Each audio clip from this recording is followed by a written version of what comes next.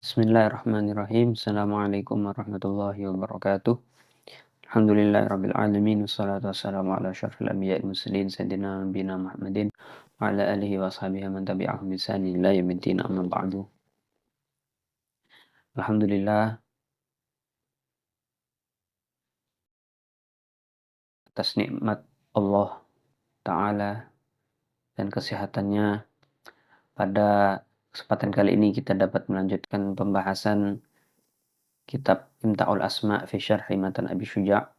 Salawat salam mudah-mudahan senantiasa diaturkan kepada Nabi besar Muhammad sallallahu alaihi wasallam. Mudah-mudahan kita mendapatkan syafaat dari beliau di hari akhir nanti. Amin ya rabbal alamin. Alhamdulillah kita telah melewati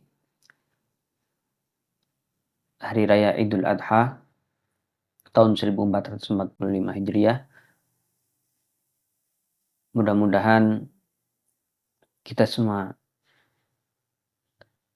dapat memanfaatkan bulan suci Zulhijjah, bulan mulia Zulhijjah, dengan memperbanyak ibadah, dan mudah-mudahan kita semua mendapatkan kesempatan untuk kembali bertemu dengan bulan Zulhijjah dan hari raya Idul Adha di tahun-tahun mendatang. Amin ya rabbal alamin. Pada pertemuan sebelumnya kita telah masuk pada pembahasan rukun sholat. Kita telah membahas yaitu sampai pembahasan bacaan Fatihah. Hari ini kita akan melanjutkan pembahasan rukun sholat pada bagian yang kedua. Sebelum kita memulai pembahasan, alangkah baiknya kita awali kajian kita dengan bersama-sama membaca Al-Fatihah, dikhususkan kepada guru-guru kita, kepada ulama-ulama Islam, khususnya kepada muallif kitab Haya wa Taqrib, yaitu Imam Abi Syuja', dan juga kepada penulis kitab Imta'ul Asma'. Mudah-mudahan kita semua mendapatkan berkah dan manfaat dari ilmunya. Ala dina salihah wa qulunatil thayyibah. Naqum marfuqan al-Fatihah. Bismillahirrahmanirrahim. Alhamdulillahirabbil alamin arrahmanir rahim maliki yaumiddin. Iyyaka na'budu wa iyyaka nasta'in ihdinas siratal mustaqim. Siratal ladzina an'amta 'alaihim ghairil maghdubi 'alaihim waladdallin. Rabbi fili wal walidayya bismillahirrahmanirrahim. Di pertemuan sebelumnya kita telah membahas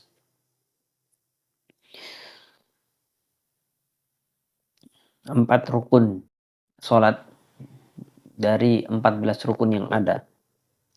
Ya, kita telah membahas niat, kemudian berdiri bagi yang mampu, takbiratul ihram, dan juga bacaan Al-Fatihah. Nah, perlu digarisbawahi bahwa untuk takbiratul ihram, mengangkat tangan ketika takbiratul ihram itu bukan rukun dan bukan syarat, namun itu adalah syarat, itu adalah sunnah. Jadi bukan rukun, bukan syarat dari takbiratul ihram, melainkan itu adalah sunnah dari takbiratul ihram. Dan sunnahnya menurut mazhab Syafi'i, diangkatnya tangan ketika takbiratul ihram itu sejajar dengan telinga. Ya. Jadi jari-jarinya sejajar dengan telinga dan telapak tangannya sejajar dengan bahu. Jadi segini. Ini tangan yang diangkat ketika takbiratul ihram. Seperti ini. Ini adalah sunnah dari takbiratul ihram. Dan jari-jarinya tidak benar-benar lurus. Jadi agak sedikit dibengkokkan ini. Agak sedikit melengkung. Jadi tidak benar-benar lurus seperti ini. Jadi biasa saja. Itu dalam mazhab Syafi'i. Kemudian untuk bacaan Al-Fatihah, kemarin kita telah membahas mengenai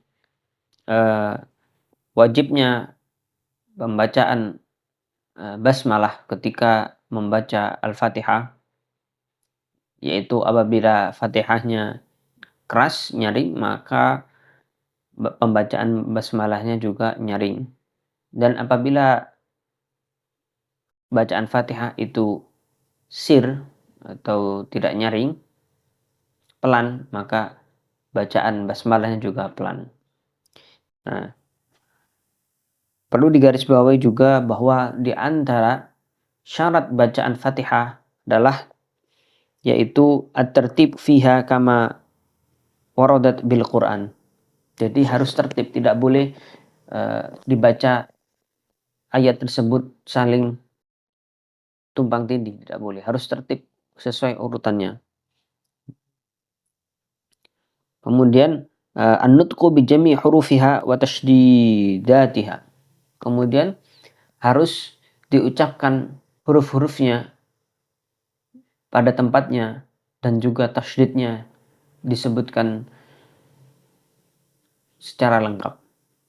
Ya. Kemudian yang ketiga al-muwalatu fi qiraatiha bi alla yatakhallalaha sukutun. Nah, kemudian harus berurutan, tidak boleh ada jeda yang lama. Nah, apabila ada jeda yang lama maka diulangi dari awal.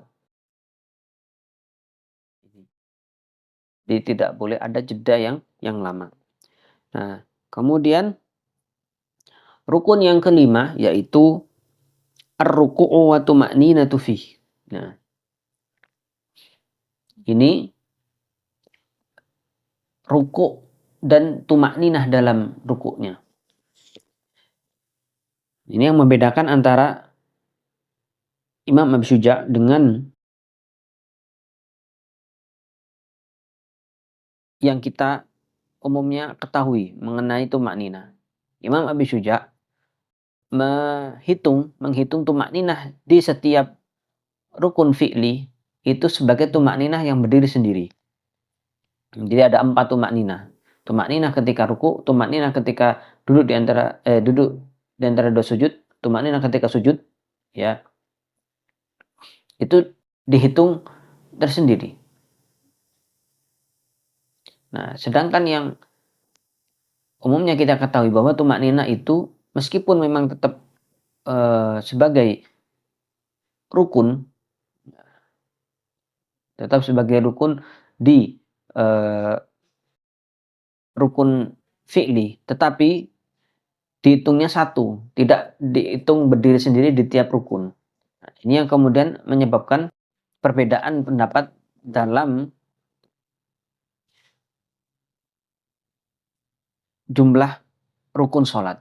Nah, itu makanya kemudian rukun sholat versi Imam Bisuja itu ada 18. Sedangkan yang kita pelajari di buku-buku ketika masih kecil itu ada hanya 14. Nah, ini yang membedakan di situ.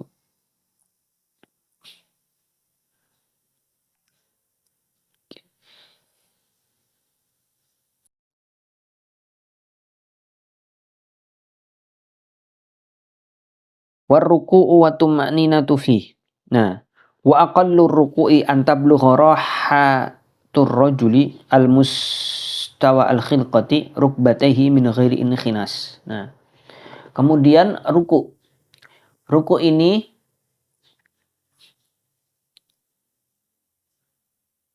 posisi yang minimal posisi ruku adalah ketika telapak tangan kita bisa menyentuh dengkul. Nah, itu adalah posisi minimalnya ruku. Jadi, kalau ketika kita nunduk itu telapak tangan tidak sampai kepada posisi dengkul, maka itu belum dikatakan sebagai ruku. Di posisi ruku ketika telapak tangan sampai kepada dengkul, itu adalah posisi minimal dari ruku.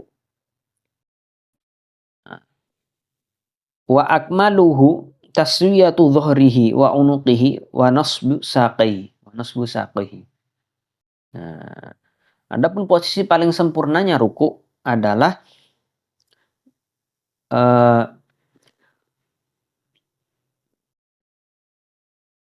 punggung ini lurus. Lurus dalam posisi 90 derajat. Kemudian lurus juga lehernya. Lurus dengan antara punggung dengan leher ini lurus terus sampai ujung kepala ini lurus, ya. Warna susah pehi. Kemudian tulang keringnya lurus juga. Kakinya lurus pas 90 derajat. Nah, itu adalah posisi paling sempurnanya ruku. Nah, adapun paling minimalnya ruku, yang penting tadi telapak tangannya bisa berada di atas dengkul. Nah, wa amma wajibatur ruku'i fa amroni. Nah, adapun hal yang wajib dipenuhi ketika kita ruku adalah yang pertama tumakninah. Nah, ini bagian dari rukun. Nah, tumakninah. Ya, harus tumakninah. Nah, tumakninah. Ya, tumakninah ini apa tumakninah itu? Nah, tumakninah adalah berhenti sebentar pada posisi rukun yang paling minimalnya kadar kita bisa membaca tasbih subhanallah. Jadi kadarnya minimal kita bisa mengucapkan tasbih subhanallah. Itu kadar minimal seseorang dikatakan tumakninah. Maka ketika ruku, sudah pada posisi ruku, ya, pada posisi ruku, kemudian anggota tubuh kita sudah berhenti dari gerakan karena sudah sampai pada posisinya. Kemudian kita cukup mengucapkan tasbih subhanallah, maka itu sudah memenuhi rukun tumakninah. Memenuhi rukun tumakninah. Yang kedua, hal yang perlu dipenuhi yaitu alla yaqsida bihi ghairahu. Tidak boleh ketika kita menurunkan badan dari berdiri kemudian ke arah posisi ruku, tidak boleh diniatkan untuk hal lain. Misalkan kita turun menunduk itu untuk mau ngambil kunci yang jatuh, bukan untuk niatnya. Nah, itu nggak boleh. Jadi niat awalnya harus untuk ruku. Kalau misalkan turun ke bawah sembari ngambil sesuatu yang jatuh berbarengan, tapi yang utama tetap untuk ruku. Jadi itu hanya sekalian saja, itu nggak apa-apa. Tapi kalau niat awalnya itu untuk ngambil barang bukan untuk ruku, nah, maka itu tidak boleh. Kemudian yang berikutnya warraf'u wal i'tidal wa tuma'ninah. Nah, ini yang keenam, yaitu i'tidal dan tumakninah. Kembali harus tumakninah. Syaratnya di sini adalah tumakninah. Ketika i'tidal juga. I'tidal itu adalah apa? I'tidal itu kembalinya badan kita ke posisi sebelum ruku. Ke posisi sebelum ruku. Maka apabila sholatnya dia sambil duduk, berarti kembalinya ke posisi duduknya. Kalau misalkan sholatnya itu sambil berdiri, maka kembali ke posisi berdiri, yaitu tegaknya punggung kita. Tegaknya punggung kita. Itu adalah i'tidal. Dan disyaratkan di sini adalah 3 perkara. Yang pertama harus tumakninah, sama seperti ruku tadi. Syaratnya harus tumakninah, yaitu berhenti sejenak dengan kadar minimal bacaan tasbih. Kemudian sama seperti tadi ruku juga tidak boleh diniatkan untuk hal lain. Jadi ketika kita i'tidal itu niatnya adalah ya untuk i'tidal. Ketika kembali ke posisi berdiri itu niatnya untuk i'tidal, bukan untuk hal lain. Kemudian yang ketiga, tidak boleh memanjangkan i'tidal melebihi kadar bacaan yang telah disyariatkan.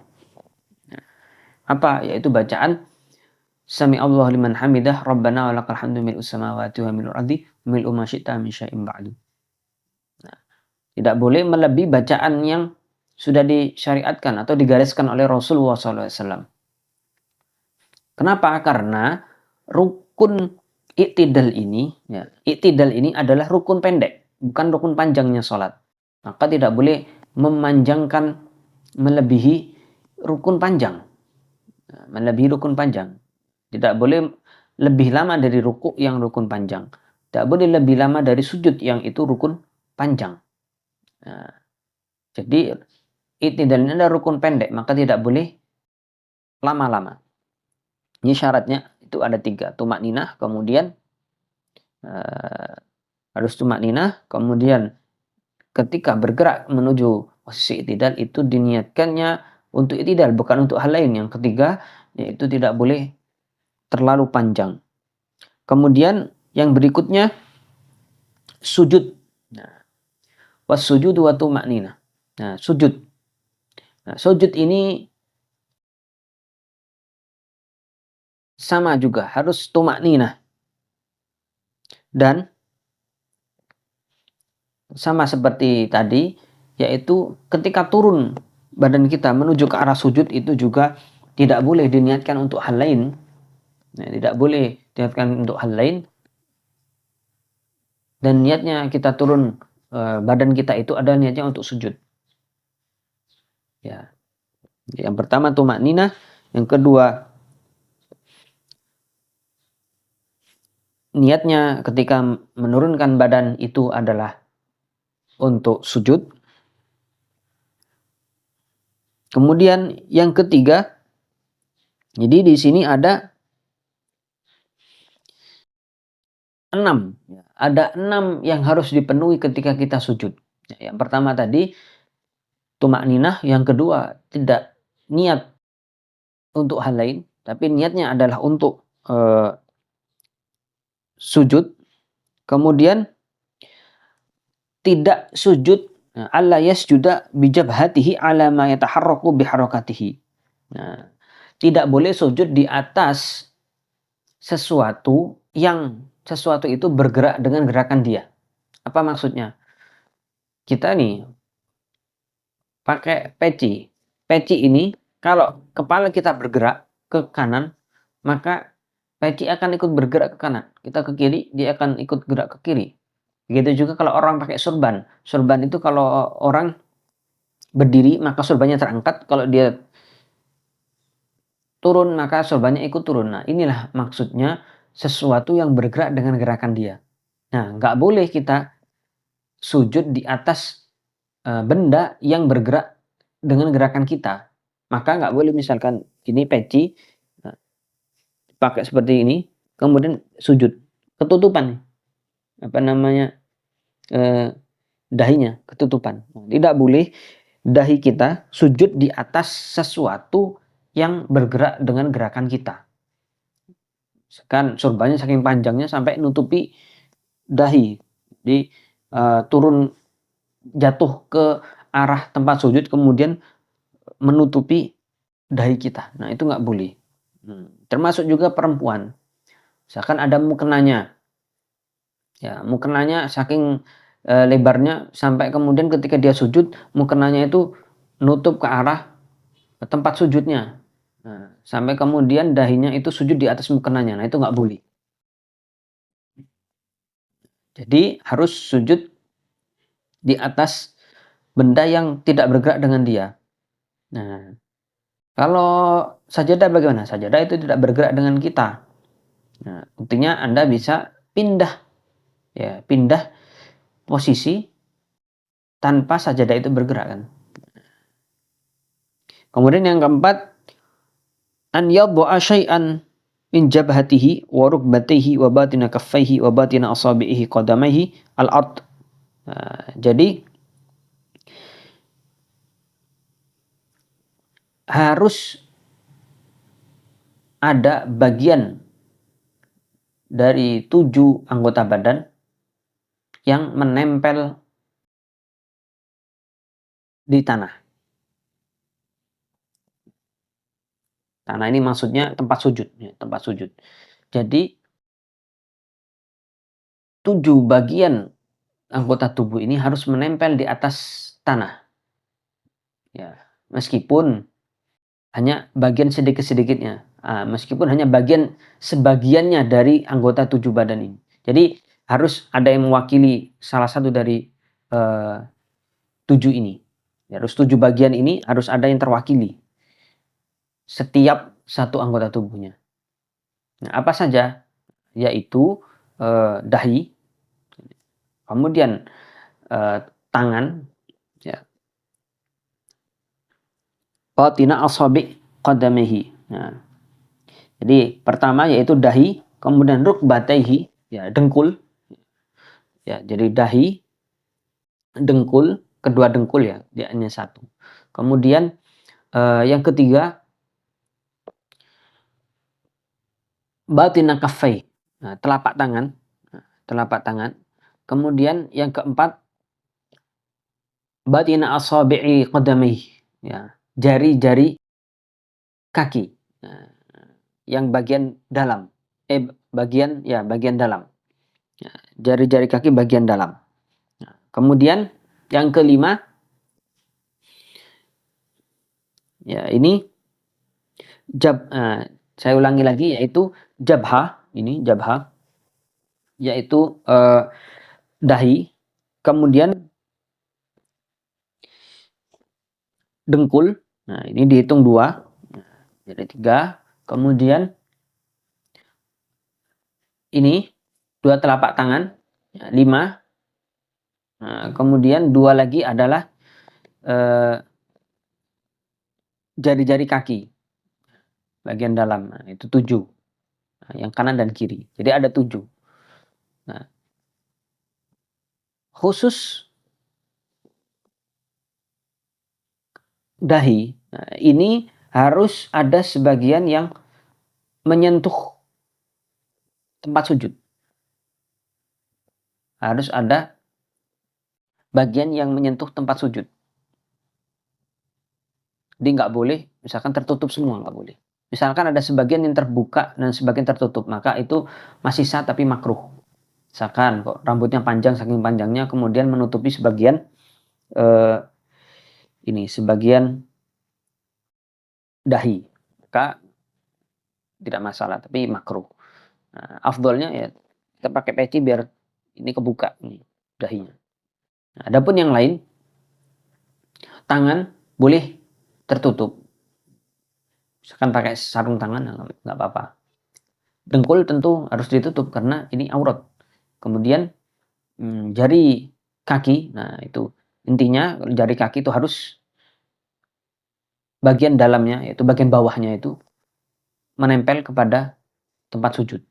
Nah, ini ada 7 anggota tubuh yang harus menempel ketika sujud. Ya, 1 dahi, kemudian 2 telapak tangan, 3 1 2 3, kemudian dengkul 4 5, kemudian 2 jari-jari kaki kanan dan kiri, 6 7. Yang kelima, antar tafi'a asafilahu. Nah, harus bagian tubuh bagian bawah lebih tinggi daripada bagian tubuh bagian atas. Nah, berarti bentuknya harus gini ketika sujud itu. Nggak boleh gini atau gini.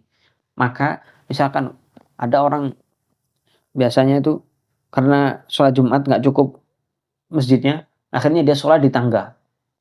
Sujudnya meskipun nempel ke tempat sujud, tapi posisi bagian tubuh yang bawah itu tidak lebih tinggi daripada bagian atasnya. Jadi masih gini. Sejajar aja nggak boleh, apalagi gini. Harus kayak gini. Jadi pantatnya itu lebih tinggi daripada kepalanya. Itu syaratnya, salah satu syarat sahnya sujud. Ya. Kemudian yang keenam, an yatahamala bi ra'sihi. Nah, harus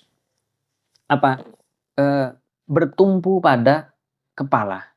Nah, yang keenam harus bertumpu kepada kepala. Yang mana apabila ada kapas yang ditaruh di bagian dahinya itu tertekan. Itu tandanya bahwa dia itu sujud di atas atau bertumpu pada kepala. Nah, ini yang keenam. Jadi yang syarat yang harus dipenuhi ketika sujud itu ada 6. Yang pertama tumakninah, yang kedua ketika menurunkan badan itu niatnya adalah untuk sujud, kemudian yang ketiga sujud di atas 7 anggota tubuh, yang keempat tidak sujud di atas sesuatu, ya, di atas sesuatu yang bergerak dengan gerakannya. Nah, dari itu. Kemudian yang kelima, anggota tubuh bagian bawah harus lebih tinggi dibandingkan anggota tubuh bagian atas. Nah, kemudian yang keenam, harus bertumbuh pada kepala. Kemudian berikutnya yaitu rukun yang berikutnya al-julusu baina sajadataini. Duduk di antara dua sujud. Dan juga syaratnya harus tumakninah. Nah, duduk di antara dua sujud. Harus tumakninah juga. Nah, dan syaratnya selain tumakninah yaitu sama seperti yang lainnya, yaitu tidak boleh ketika mengangkat badan itu diniatkan untuk hal lain. Harus niatnya adalah untuk duduk di antara dua sujud. Kemudian sama seperti ruku, yaitu tidak boleh memanjangkannya melebihi bacaan yang telah disyariatkan. Karena i'tidal, ya, sama niatnya, sama syaratnya seperti i'tidal ya, bukan seperti ruku. Jadi syaratnya itu sama seperti i'tidal, yaitu tidak boleh diniatkan untuk hal lain selain duduk di antara dua sujud, kemudian harus ada tumakninah, kemudian yang ketiga tidak boleh terlalu panjang. Nah, karena i'tidal dengan duduk di antara dua sujud ini adalah termasuk rukun yang pendek. Boleh melebihi bacaan Rabbi firli warhamni jibni warfa'ni warzuqni wahdini wa'afini wa'fu anni. Bacaan yang sebagaimana kita ketahui. Nah, kemudian rukunnya berikutnya adalah tahiyat akhir. Nah, tahiyat akhir itu ada 3 rukun di situ. Nah, rukun yang pertama itu duduknya. Duduknya tahiyat akhir. Kemudian yang kedua yaitu bacaan tahiyat. Yang ketiga sholawat Nabi. Nah, ini rukun tiga-tiganya. Nah, dihitung 3 ini. Jadi duduknya sendiri, tahiyat sendiri, kemudian sholawat Nabi. Nah,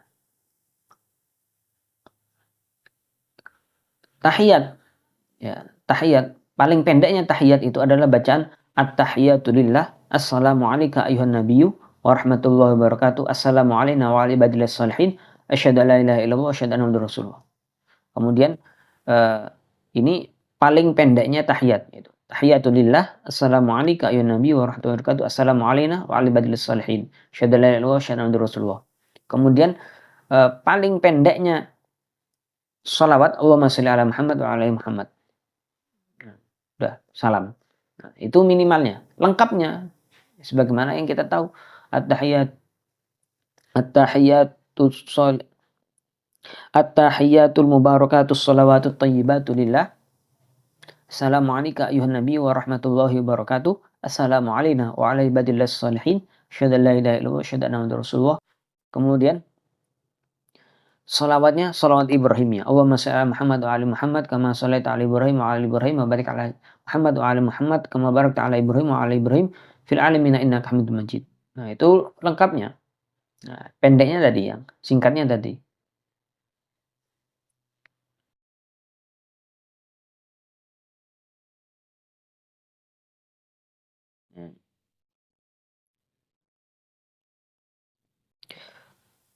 Kemudian yang berikutnya at-taslimatul ula.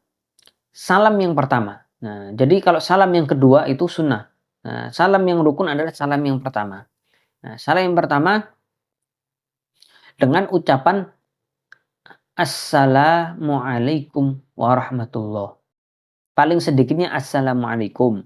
Paling lengkapnya Assalamualaikum warahmatullah. Tidak disunahkan untuk menambah sampai wabarakatuh, tidak disunahkan. Nah, paling sedikitnya assalamualaikum. Harus dengan alif lam ta'rif. Ya, harus dengan alif lam ta'rif, tidak boleh salamualaikum, nggak boleh. Harus assalamu. Begitu juga harus dengan assalamualaikum, tidak boleh diganti assalamu alaika. Harus assalamu alaikum. Kalau ada yang main-main dengan itu, maka tidak sah salamnya. Harus diulang.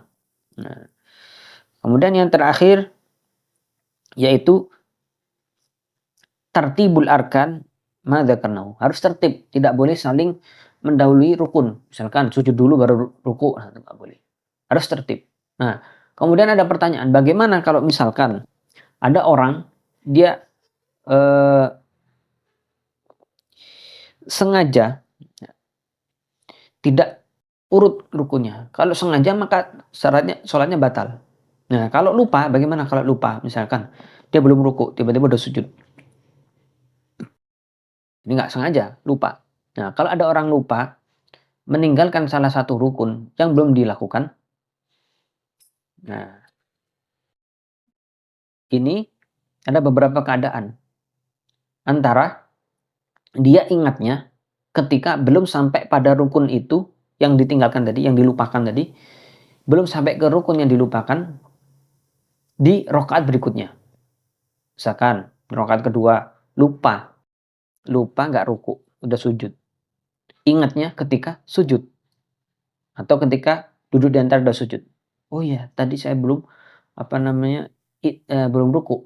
Nah, kalau ingatnya belum sampai ke rokaat berikutnya, di ruku yang rokaat berikutnya, maka dia wajib kembali ke posisi yang ditinggalkan, yaitu posisi ruku. Maka ketika duduk di antara dua sujud, langsung ke posisi ruku. Ini. Ya. Kalau belum sampai pada rukun yang ditinggalkan karena lupa tadi. Nah, kalau misalkan sudah sampai kepada posisi yang rukun yang ditinggalkan dan yang dilupakan tadi, misalkan lupa ruku di rokaat kedua, kemudian ingatnya ketika sudah ruku di rokaat ketiga, maka rokaat yang kedua tadi yang nggak ada rukunya itu dianggap tidak dihitung. Nah, jadi rokaat ketiga dia itu masuk ke hitungan yang kedua. Jadi yang tadi dilupakan itu dianggap yang tidak ruku tadi, ya itu dianggap tidak dihitung, anggap tidak ada. Nanti tinggal sebelum salam sujud sahwi. Nah, jadi ini dua keadaan. Kalau misalkan teringatnya ketika sebelum sampai pada rukun yang ditinggalkan di rokaat berikutnya, maka kembali ke posisi yang ditinggalkan. Ya. Kalau misalkan sudah lewat sampai ke rokaat berikutnya yang ada di rukun itu yang ditinggalkan tadi, kalau sudah sampai pada rukun yang ditinggalkan di rokaat berikutnya, maka lanjut saja. Ya, lanjut saja. Kemudian rukun yang rokaat yang kedua tadi yang dilupakan tadi tidak dihitung. Nah, ini saja. Alhamdulillah kita telah menyelesaikan pembahasan rukun salat. Insyaallah pada pertemuan berikutnya kita akan masuk pada pembahasan sunnah-sunnahnya yang ada dalam salat. Apabila ada pertanyaan bisa disampaikan ke pengurus Qulubun Salim atau disampaikan di kolom komentar, insyaallah nanti akan kita jawab. Mohon maaf apabila ada kekurangan atau salah kata. Bila taufiq wal hidayah wa ridwal inayah. Assalamualaikum warahmatullahi wabarakatuh.